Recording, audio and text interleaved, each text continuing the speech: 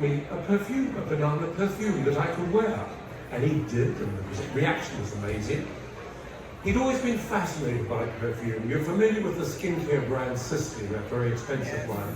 Well, Jean-François Laporte, in fact, was the president of Sisley at that time. A chemist, not a perfumer. But he became more and more intrigued by the whole of perfume. Forgive me while I just get my stuff here and see what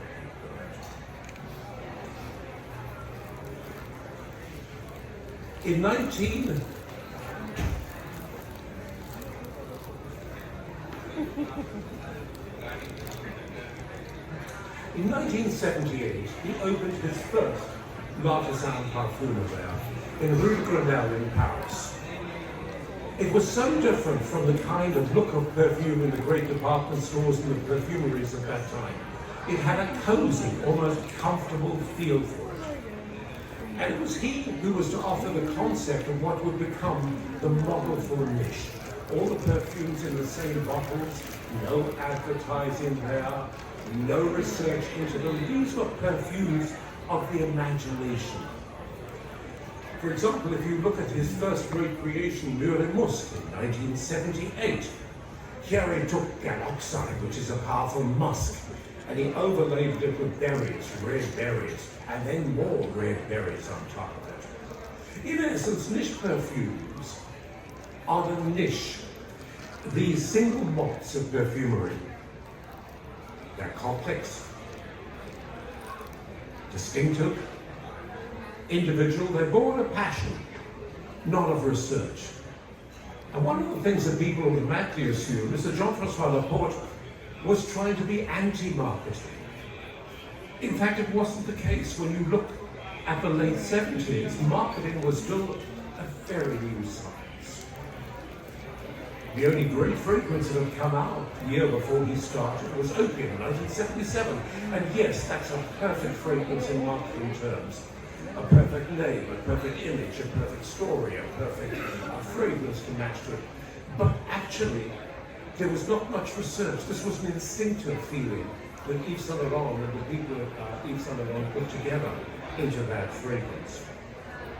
So in Paris in 1978, Jean-François Laporte opened the first l'artisan perfume. In England, Sheila Pickles, a remarkable woman. She was personal assistant to Franco Zeffirelli, the Romeo and Juliet producer. He had long been a fan. He had bought old fragrances from Penhaligon's, and it was he who suggested to Sheila Pickles, his assistant, why didn't you buy it? And I think he provided most of the money for it. And what she was doing was to revive those great old fragrances that had come from the 1800s.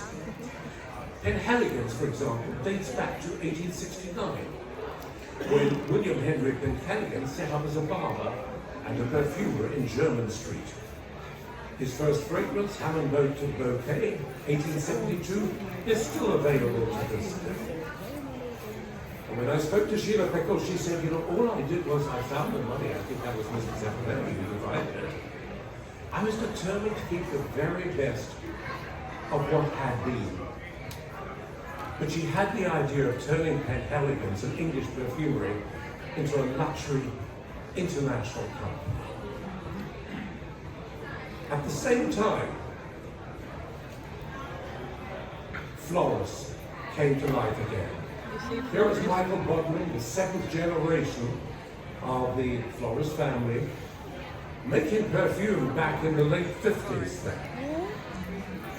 The company Florence dates back to 1730, but had become a very faded one. Michael and his successors transformed Florence again into the great perfume that had been in the 1800s. Now, I know that you tend to think that perfume started and finishes with French perfume. But have you forgotten that after the French Revolution, the aristocrats whose heads had not been chopped off hightailed into London? And that for the first 50 years of the 1800s, London became the center of perfumery. It wasn't until Empress Eugénie, the consort of Napoleon III, came into Paris in the 1850s that Paris regained its stature as the center of fashion and the center of perfumery.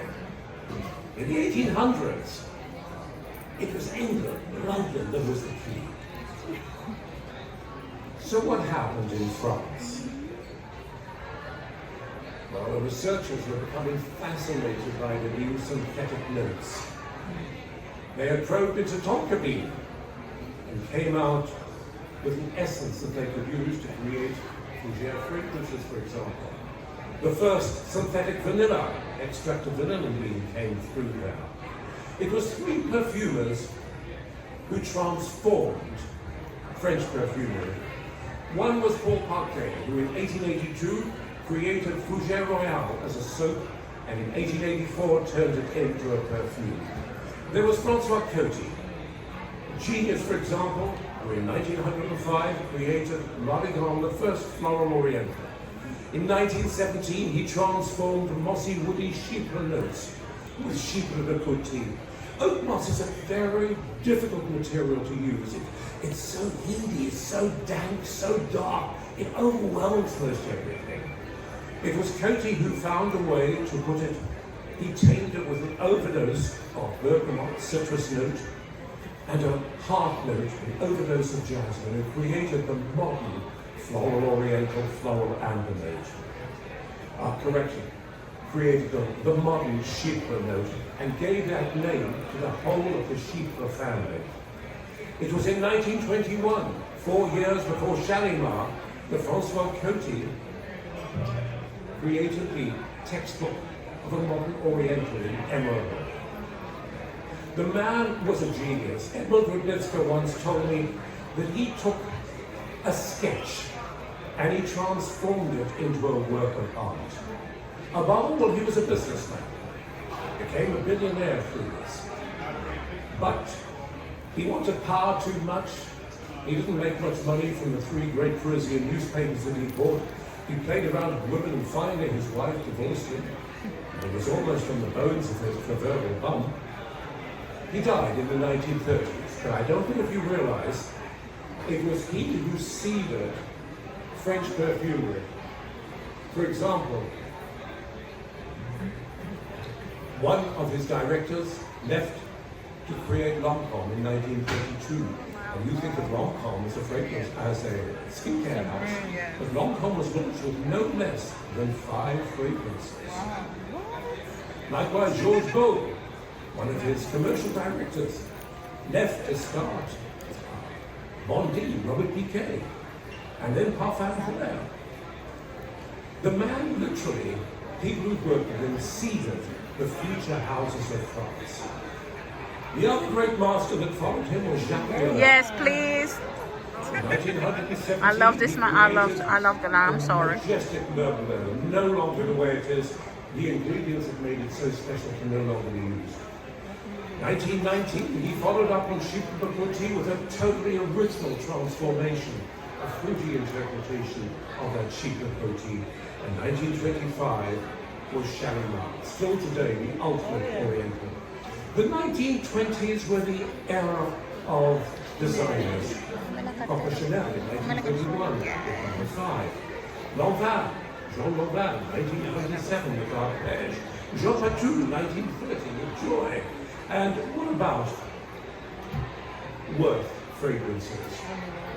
You may ask why I'm talking about these fragrances, but when you think of it, these are niche perfumes. By definition, niche perfumes are hard to get. They are more expensive than average perfumes, way more expensive. They tend to come in standard bottles. I mean, the number of the Chanel bottle remains almost consistent throughout all the fragrances.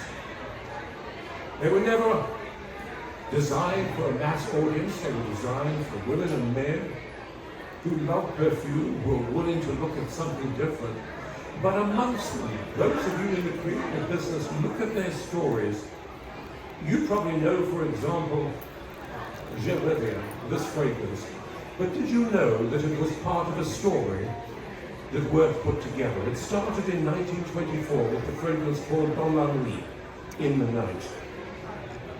In 1925 came the next chapter, Vers le jour, towards the day. Sans adieu followed in 1929. I can't bear to say goodbye. And came to Olivia in 1932. I'm coming back, Vers toi, 1934, to you. It was a lovely story wrapped up in 5 fragrances. In the night, just before dawn, because I can't bear to say goodbye, I'm coming back to you. One of you should pick that up and create your own stories to put that together. Notice how they managed to combine the emotions into something that is hard to resist. But when you were talking about the great designer fragrances of the 20s, 30s, and 40s, you're talking about fragrances sometimes so original, so eccentric that it's almost difficult to understand them. Think, for example, of the great Bondi, created in 1944 by Germaine Cellier. That leathery note is so extreme. It's an incredible one. It wasn't until after the Second World War that perfume became easier to understand. The fragrance for me that defined the change is Nina Ricci's L'Air du Temps of 1948. Still, this remains for me the ultimate easy-to-wear perfume. I still recommend that anybody in perfume buys a bottle of the Eau de Toilette and studies it. Because what you have is a top note that is so immediately appealing you can hardly resist it. On a heart that is a theme of lovely spicy flowers, on a base that doesn't overwhelm it but kind of amplifies it. Remember that from the 1920s with number 5 right the way through to Bondi, Miss Dior in the 1940s, perfume was not easy for most people to wear or understand. But suddenly we start to see a new generation where these are easier fragrances, and this was the theme of the 1950s. That was the era of Edward Rudnitsky. That great perfume who became famous in 1944 with his creation of Femme by Rochas. It was wartime, and he had no other perfume to show Marcel Rochas. And when he did show it to Monsieur Rochas said, I like it, it'll be my perfume. This was the genius who, on the money he made, because perfumers were paid a commission at that time, he set up outside a grass little town called Conocí. He made relatively few fragrances in his life, but a number of them are masterpieces. They're, for example, Diorissimo. The ultimately pure fragrance, nothing to do with any cooking, scents, or ingredients, any celebrity fragrances. This was olfactive purity in his mind. Sadly, it will not be available for very long because the lilia that produces that lily in the valley smell is now illegal. At the moment, Dior are trying to reformulate it, but what we know for certain is that it's changed. So if you do love it, try to buy 2 or 3 or 4 bottles before it's the last that you will see. This was the genius who in 1966 created Eau Sauvage. Remember that the first eau de cologne came out in Cologne in 1709, Jean-Marie Farina. Then, at the end of that century, came 4711. It was only renamed 4711 about 100 years later. But that was the 4711. And these were the great eau de colognes. Very light, very refreshing, easy fragrances. But it was Eau Sauvage and Rudnitsky that found a way to keep the freshness but turn it into a fragrance that actually lasted. It was a revolution after 200 years. In America, things were changing. 1953, Youth transformed American perfume. As I mentioned yesterday, I'm fascinated by her story. She started in 1946. By the mid-60s, she was already leaders in department stores. And by the 80s, I was once told, and I agree, She was more royal than any royal. But more importantly, she was the first to put her finger on the problem in America. Perfume's a gift, she said, and she was right. American women back in the 50s and the 60s really bought perfume for themselves. Perfume was a gift. And Mrs. Rueda understood that, and she was about to change it. In 1950, she introduced a range of upscale skincare called Estradome Beauty. And 3 years later, she added a bottle of Estradome Beauty bottle. It was created by Josephine Catapana and was absolutely amazing in its intensity. When you put a little bit of Youth Dew bath oil in your bath at night, boom! The scent was there as you got out of the bath. You had a scented signature that evening. The day after, there was a trail, and the day after that, there was a hit. Yesterday I said, in a world of perfume kittens, can you imagine the impact of a scented tiger in Friday? But Mrs. Lauder at that stage was a skincare addict. It wasn't until Estee came out in 1968 that she really took on the fragrance field. And this was the first original American fragrance. So innovative that even the French perfumers were intrigued by the whole perfume world. I mentioned, for example, that first by Van Cleef & Arpels, Jean-Paul Valena, used some of the elements that Estee Lauder had pioneered in Estee. And when one looks at what she created in just 10 years, one can understand the genius of how she transformed American perfumery. From Estee of 1968 to Alliage 1972, through to Private Collection 1973, and White Linen 1978. This was the golden age of American perfumery. And for those of you in the creative business, I recommend that you smell all the fragrances, that you go back and look at them again and again until you understand them in your soul. Because if I were to identify 2 decades as perfect to go back and explore, I would say the 1970s and then the 1980s.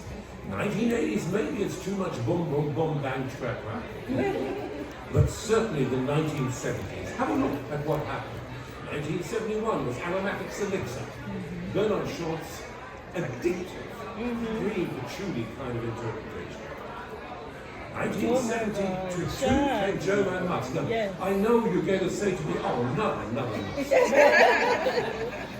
But you know, this last year I was on the judging panel for the French Fragrance Society of Perfumers in the United Kingdom, judging all the articles from the journalists. And when I finished it, I remember remarking, things have hardly changed. The only thing that had really changed is that back when I first did this 40 years ago, everybody was talking about signature fragrances. What is going to be my signature fragrance? And when they found it, they wore it and wore it and wore it, and probably when they died, they put a bottle in the coffin. Now, they're talking about collection of warm, fuzzy, personal fragrances. But that was all. And so what were the articles talking about? Musk, vanilla. Now, I'm getting older. I remember Joe Van Musk in 1972, and I remember Vanilla Fields from Coty in the 1970s. But what's new comes around, so don't automatically assume that there's nothing new in there. Musk as a creative thing remains amazing. And do you know who the first niche collection was in America? Bet you don't. It was Perfumers Workshop. Bloom Buckner, Donald's wife, had this idea for Bloomingdale's of creating a collection of individual single floral fragrances. I think she had 20, and allowing you to mix and match and to compare them. And it was out of that the tea rose emerged as being the one that once you smelt it was amazing.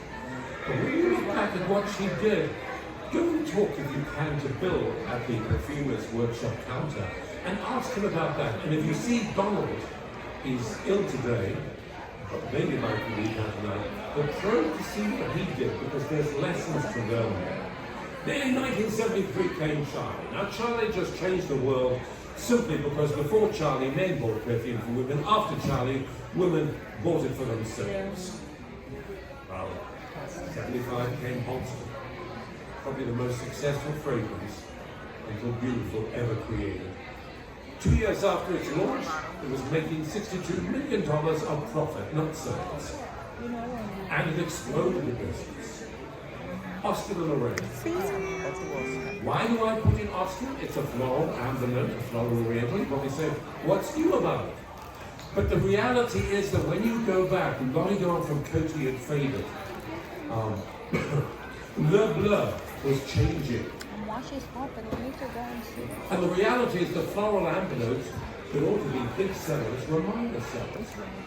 It was Oscar that transformed it. And within the next 10 years, over 100 competitors blocked it. And Polar was the first one to really bring a whole concept to life. And you came to white linen. So often imitated. I mean, if you want to look at how to interpret this theme, have a look, for example, at white linen 1978. Have a look at Chanel 22. Yes, Chanel copied white linen in that one there. Have a look, for example, at one of Lorenzo Villoresi's fragrances. Titane, the tint of snow. All of that in that same theme. And so when you're working on a new fragrance, please don't just assume that you are the genius, that your nose is going to pick up anything. Compare it to all the other masters that have developed into that. And always develop your sense in this one. See what other people have done. See what you like, for example, about Lorenzo Villoresi's interpretation. Is it too sharp for you? Is it too soft? Does it last long enough there? How do you regard Chanel 22 when you compare it, for example, to white linen? Or in Lauder's Memphis collection, where white linen has been reinterpreted by the perfumers and Frederick Moll, how do you rate that? This is the kind of thinking that I think you have to get into. As you can see, American creativity was extraordinary in the 70s. It was the golden age. The French weren't as happy. You've probably forgotten, but they faced a succession of failures. 71, Implant from Courage, no, it failed. 71, Variations from Carvan. 73, Cielano by Valenciaga. 74, Farouche by Menolici. 75, Vous by Ted Lapidus. The problem was that in the 70s, the French didn't know whether they were Arthur or Martha, because couture had faded. Remember swinging London in the 60s, the era in which I was working in London in the 60s was marvelous. But this was Mary Quantum, ready to wear was coming along, and all the old couture seemed so old-fashioned to all of us at that stage. And the French found it difficult to go from couture and fashion to ready to wear. And the perfumes were equally difficult. They just didn't seem to make it. The costliest problem at that time was, of course, Dior 1977. It was a disaster for the greatest house in French perfumery at that time. But everything was forgiven in 1977 when opium came about. The most perfect of fragrances. Saint Laurent pushing it, and it was the president, the chairman of Squibb, the great drug house that owned it, who at the end of the day said, I believe in Saint Laurent, I believe in his vision. And that was followed the next year, Anaïs, in the French Republic. These are fragrances I think you can look from. And these were the fragrances that Jean-François Laporte, the florist people, Sheila Pickles, this was the kind of background that they were looking at. They were seeing failures. It was a time of change. In the 1980s, it all changed. I mean, when you look at Obsession in 1985, the important thing is that Calvin Klein spent $15 million on the launch. It was the first of a big buck launch. $15 million on press and television and on 20 million cent strips. It was followed, not quite all. They spent some $40 million in a period of 18 months to back that. It was followed by Elizabeth Taylor's Passion, the first fragrance to be tested like a detergent. It came, remember the brand behind it was Cheese Repons. And they researched passion up and down, in and out. To us, we always said, you've got to be kidding, it's not going to work. But did it work? Marvelously. Or think, for example, of Sapsada in 1989. So much money did the Guerlain family pump into it that at the end of the day they had to sell the company. That was the background that happened in the 1980s. And if you talk about marketing, it was all after people like Jean-François Laporte started. When you look at the boutiques he created, you can see how comfortable they could see. They would invite you to smell and try and compare. It wasn't push, push, push. It was, let me tell you the story, the inspiration that followed. This was followed in 1981 by Annick Guitar. She was a concert pianist. Her father owned a patisserie shop in 17th arrondissement in Paris. He was a very dominating man. And she left, fled to London. She became a top-flight model, was photographed by David Bailey, part of the London scene. She developed breast cancer and came back to Paris. She retired. And she joined up with a friend who sent a new skincare line, but found that the great oil houses, Royal Vuitton, IFF, all of those were not interested. And by chance, she clicked with Robert out of once. And she apprenticed herself to the head perfumer for a period of 3 years. And out of that came a whole new style of perfumery. It was very pretty. It was very easy to understand. I remember I gave my daughter her first fragrance, one of Annick Guitar's ones. It was the scent of the windows in her country house, opened at spring. You had the green scent, lily of the valley, the green scent of the syringa. It was such an innocent scent. And it was so different from the kind of fragrances that were starting to emerge, big ones in Europe, in both Europe and America at that time. The way she shaped it was so, it made perfume feel special. Whereas at that time, I remember when I went to America, for example, and Georgia was out, and if you went on an escalator in Paris, at the bottom of the escalator was a consultant, a sales associate, saying, here's another customer, here's a Georgian customer, I'm here for you, I want you to smell Georgia.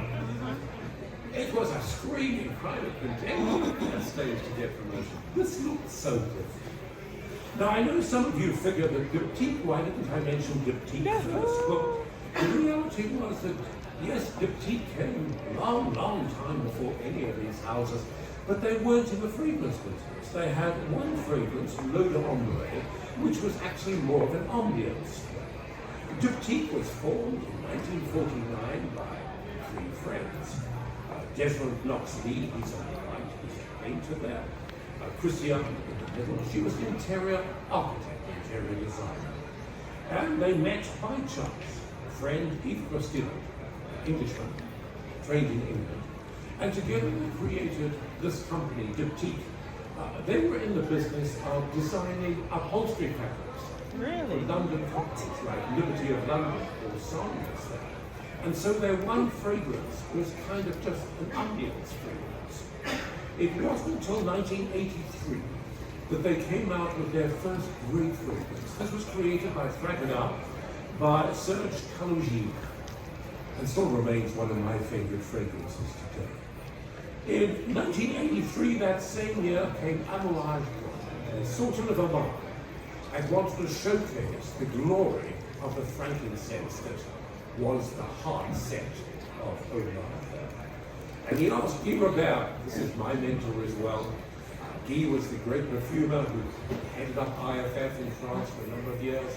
He created fragrances like Dior Essence, Madame Lachasse, Calèche, most of the early Gucci fragrances. I could go on. And he was asked by the Sultan to create the fragrance using the frankincense crop that came about. And that was the birth of Amouage in 1983. What about Creed? Now, I know the Creed is controversial. Did they make their own fragrances? Did they not? Because none of us can find the one. Well, the story is, yes, Creed has been in the business since the 1700s. Remember that they were tailors in London, and in the 1800s, London was the centre of perfumery and fashion. And it was inevitable that, for example, Penhaligon's, they were tailors and barbers and perfumes. And it was inevitable that these houses, the shirt makers, would have produced fragrances for their customers. Did they make them themselves? Probably. They would use outside perfume. And so, for example, the first fragrance that we see from Creed is 1781, Royal English Leather. Is it the same Royal English Leather that was back at that stage? Probably.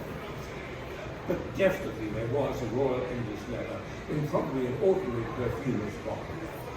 For me, it was the era of Papa that really transformed Creed. It was the first time in the 1950s he made a fragrance for Prince Albert, Prince Rainier of Morocco, a fragrance for his marriage to the American film star. I never smelt it, so I don't know if that's a correct story. But it wasn't until he met Pierre Bourdon, the perfumer, that things started to happen. For me, for example, the first great fragrance from Creed is Green Iris Tweed of 1985. You're familiar with Pierre Bourdon's creations and work. He's a remarkable perfumer. But he had a close association, friendship, also monetary conditioning, with Creed. And so, for example, the story behind Green Iris Tweed is that Pierre had created the basic fragrance in the early 1980s. He showed it to a number of brands. He showed it to Chanel, he showed it to Yves Saint Laurent. None of them took it up there. And in sheer frustration one day, he showed it to Olivier Creed. Olivier loved it. And what Olivier does is he gets the formula, obviously in contract, gets the formula, and then translates the raw materials into very special natural notes there. And he transformed this into Green Iris Tweed. 3 years later, out came Davidoff's Cool Water. And you know the rest is history. In 1990, Jo Malone was born. She took the essence of elegance, the essence of English fragrances, transformed them with some very interesting names like nutmeg and ginger, green basil and mandarin. She was not coming up with marketing concepts, she was coming up with scents that you could relate to very, very easily. 1992, the heavens opened up. And what Marcel Proust is to French literature, Serge Lutens is to French perfumery. He remains the genius of perfumery to this day. I don't know if you know his background. He was a stylist for French Vogue. Dior tapped him as their first creative director for later. Then he was coached by Shiseido. And his images, because he does everything. He does the images, he does the paint, he does the photography. It transforms Shiseido's makeup extraordinarily. And that was why Shiseido tapped him in 1992 to open a Parisian PR center. The fact that it had 4 fragrances was almost incidental. This was to be the center that Shiseido could invite people to, could give European journalists a feeling as to what Shiseido as a Japanese company was all about. Serge Lutens created 4 fragrances, all finely tuned at the end. Chris Sheldrake did them, but he left for a trip to Japan, so Pierre Bourdon finished. And Bois de Violet, Bois de Mousse, all of them. And they were genius at this. In 2000, Serge Lutens was to take those fragrances and then transform them into the niche Serge Lutens collection. Next year was also the time when perfumers came about in Florence. Lorenzo Villoresi came out, his first fragrance collection launched in 1993. This was the time at which the fashion brands came out. The first Japanese fashion brand was Comme des Garçons, launching their collection in 1996. In America, though, life was not happy. I mentioned yesterday that Bath & Body Works in the 1990s had taken the air out of most perfumes because they introduced a transparent, lighter form of fragrance, less expensive, and people loved it. And the great brands of the 70s and the 80s were left high and dry. Sales declined. At the same time, the Gulf War decimated their sales. Inevitably discounting occurred, but the problem is that once these brands like Opium or Marnie's went into discounters, they no longer had a place in the great department stores. And the question was, how do you replace them? And that is what started the interest in American department stores in the niche market. Among the first Americans to come in was Kiko Machel. 1986 she came I in. love Kiko. And shrewd people had already picked up that there was going to be a future in American department stores. John Leeds on the right, for example, was the editor of Beauty Fashion, the trade magazine. And in 1996, shrewdly, he acquired Robert B. Gay, figuring that the American department stores, now that they didn't have all the big fragrances of the 70s and the 80s to work, that this would be an opportunity, and he was right. 1999, the whole brand changed. For the first time, one of the great houses bought a niche house. 1999, Estee Lauder buys Jo Malone. Why did she sell? Because she had an allergy and had no sense of smell. And she didn't like staying there. That was Estee Lauder's luck. So we have this evolution, this incredible set of circumstances in America that finally gave a niche perfume a showcase. You know, it's tough to launch a niche perfume in Paris. There are not that many stores that will stock it. Italy's a lot better, but so many of those are little stores with stock niche. But not in Paris, not in France. And the great department stores, Printemps and Lafayette, more often than not mess it up anyway.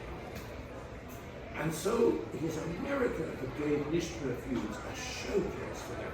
And when you think about it, it's extraordinary that it came about because of this never to be repeated set of circumstances.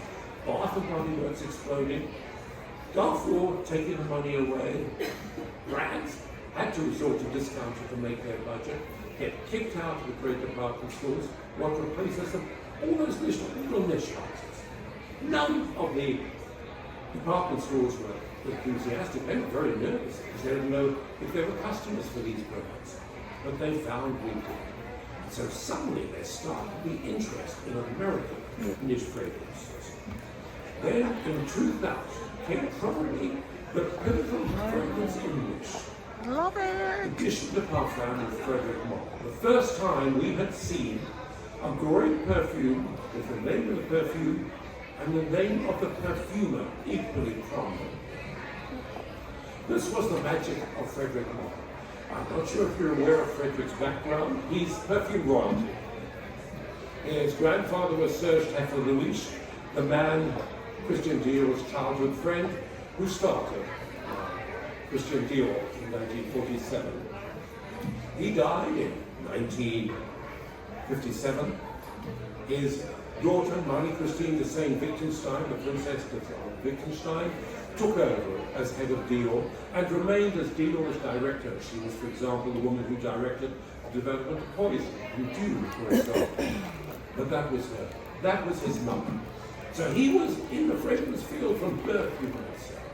And then he was lucky enough to be snapped up by Jean-Amic of the great oil house in Paris, Rueda.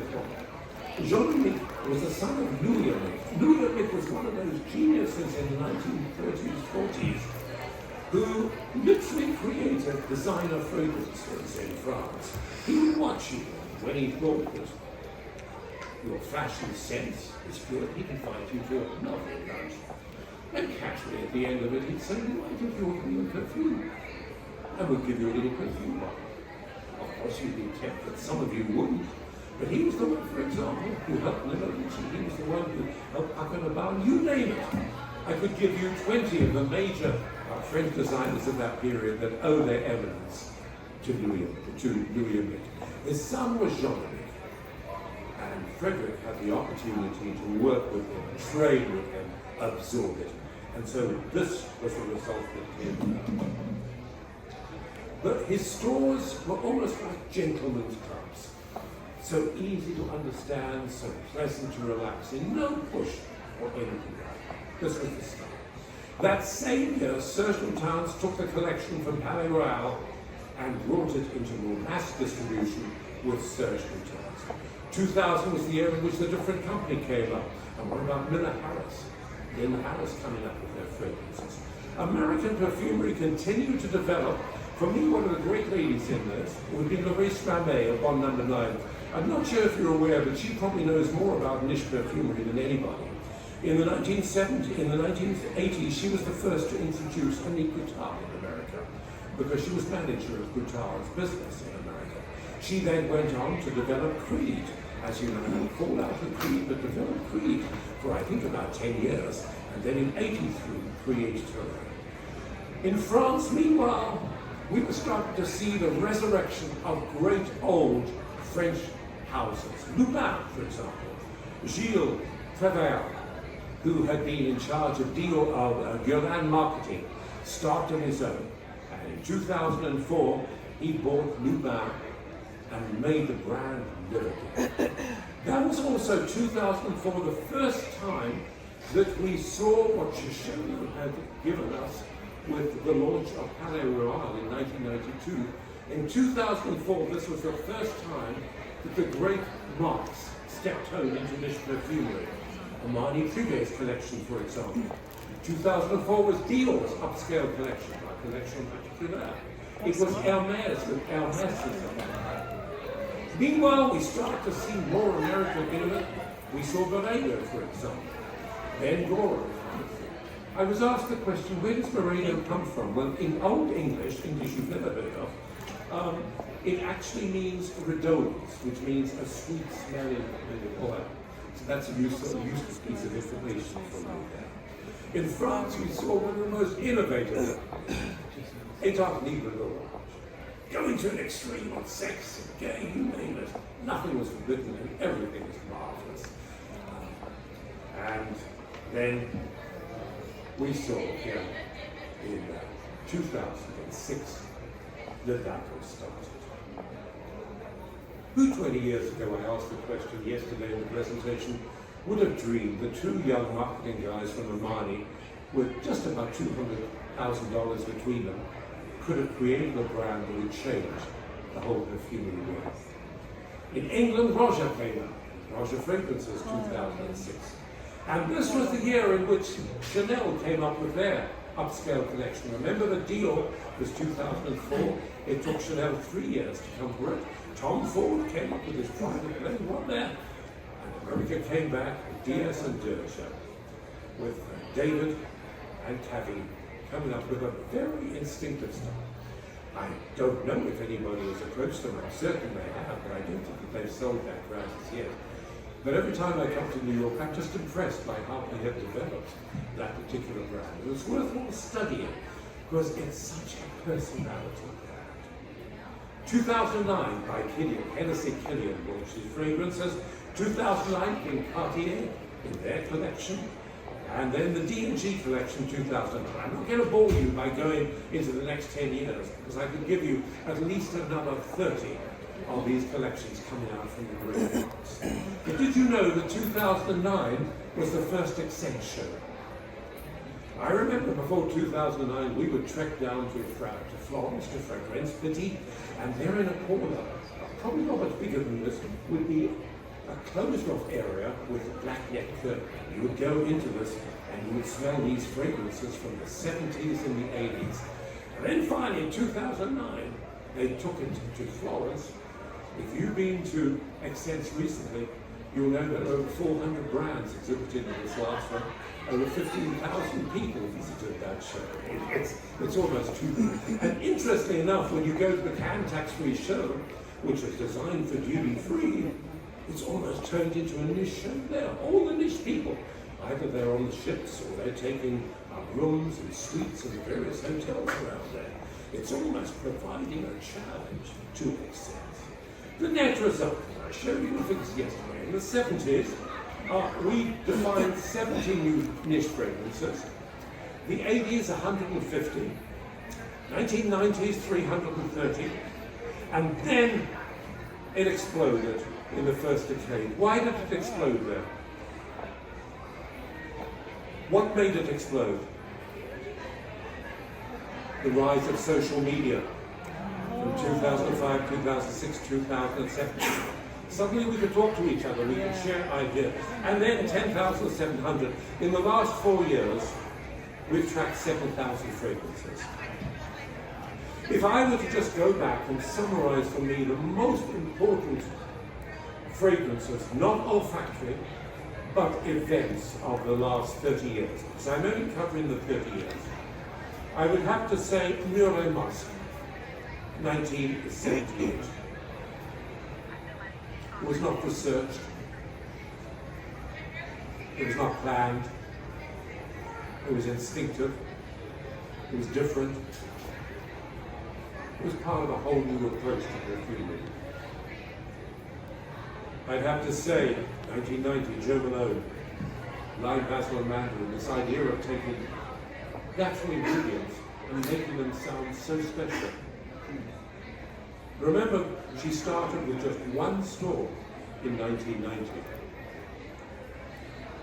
I would then say 1992, Shiseido opened Palais Royal. Yes, I know it was a PR center, but that's not the point. It was the first of the great marks to come into niche perfumery. At the same time, 2000, Frederic Malle. It was for the first time the perfumer's name was listed on there. And I would recommend in future that if you're creating, you consider adding the perfumer's name, because that gives the perfumist an incentive to give you something special. Otherwise, it's just another product in which they're working. In 2022, women again asked industry insiders to nominate their greatest fragrance of all time. No surprise, number 5 was number 1. Number 2, Santal 33. And then, in 2023, Baccarat Rouge 540 became the first niche fragrance to crack the top 20 American fragrances. Wow! From a little Jean-François Laporte to this in just 30 years. In 1983, Kering made $3.4 billion for Creed. The future's yours. But I hope as you look at the brands I've spoken about, you can see that the essence of the problem and the opportunity is creativity. Ladies and gentlemen, go dream. I wish you. Thank you.